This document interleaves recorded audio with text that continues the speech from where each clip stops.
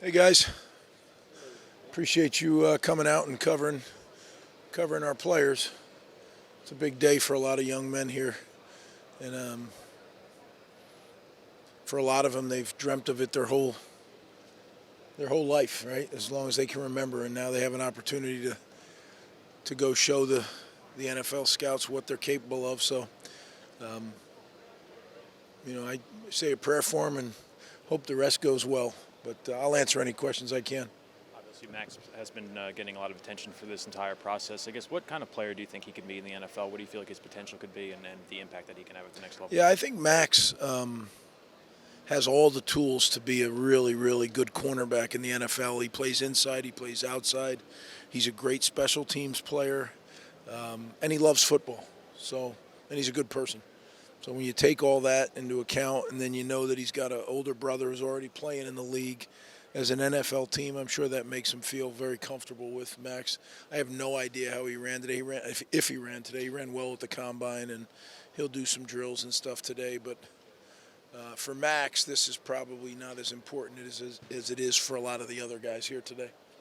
Max, you mentioned his great combine performance. He's had a good few months. He's shooting up the draft, mock drafts, and all that stuff. Do you see him as a first, second round kind of guy that can have that potential? You know, it's always hard to predict where a guy's going to go in the draft, and I always found it funny, like that in NFL organizations we would put a round grade on him. How do you know? Like, it only takes one of the 32 teams to think that this guy is a worthy pick at that slot. I think what is more important as you look at him is what is he going to do on our team if you're in that league? What's he going to be for us?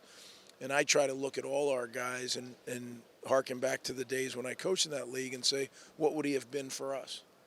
And I think Max would have been a really good player for us. So I think he's going to go high in the draft. Yeah, I don't know where that is. That's a crapshoot. I guess Johnny Langan obviously had a couple injuries down the stretch there. He's recovering from them. But he strikes me as a guy that could have a future in the NFL because of his versatility and his ability to do a bunch of different things. Like, what, from your perspective, can you see Johnny doing in the NFL? Well, Pat, I think he can do a lot of things. I think he's a very viable tight end, off the line guy, move guy. I think he's an excellent special teams player. It's really unfortunate that the injury has kept him. He had the surgery and he's recovering, but he's not quite ready to go do this stuff yet. We actually moved the pro day back as far as we could in an attempt to maybe he would be healthy by now. But everybody's journey takes different turns and times and all that, and maybe it won't be a direct right now deal with Johnny. Who knows? But I know he loves football, and I know that he'll be persistent with it, and he's going to help somebody's team. During your time coaching Max, where do you feel he's made the biggest strides?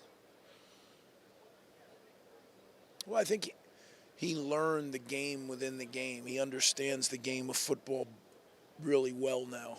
I think that physically he just continued. He was a very talented guy when we brought him here as a young guy, and he just continued to develop. He's very fast. He's very explosive. So, I think he's made improvement really in every area of his game, and I think he's grown up. He came here a little college freshman, and he's leaving here a grown man who, was a real trustworthy member of our squad. You've coached a lot of current and former NFL players. What's some of the advice you give to the players today? Well, don't make this out to be too much. Don't make it out to be more than it is. It's one data point for these teams. But for some of these guys, they didn't go to the combine. They didn't have the opportunity to be seen in a lot of different things. So it's bigger for some than it is for others. But the reality is all you can do is the best you can do. If you've prepared, if you paid the price, go out and let it fly. And the chips are going to fall where they're going to fall anyway, so why fret about it? Coach, on the offensive side of the ball, you've had a history of some great receivers, underrated, coming out of here and making moves in the NFL, all the way back to Kenny Britt, most recently Bo Melton. What do you see with the two here today in Jaquay and Isaiah?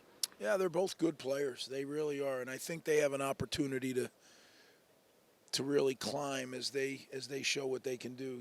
Isaiah really played his best football in the last year of his career. And, Quay came to us, and unfortunately he got injured but the plan was for him to be a very big part of what we're doing. So I think he's going to be a guy that can play in this league. He's just going to have to get more repetitions, but both of them are real good players. I'll finish with Chris and Ryan. Coach, Max Melton, obviously, as others have mentioned, has moved up draft boards, and it feels like at the defensive back position, Rutgers under your tenure has had a lot of defensive backs going to have a lot of success in the NFL. Why do you feel like that pipeline is, and where do you think Max fits into that? Well, I can't really tell you why it is, other than that's where I grew up coaching. I coached the secondary my whole life, so I probably put more emphasis on it than other positions. I don't know. We've been blessed to have a lot of really fine players come at that position to Rutgers. But there is a tradition of defensive backs playing in the league, and I am really convinced that Max is going to be the next really fine one. That was my question. So you got one short.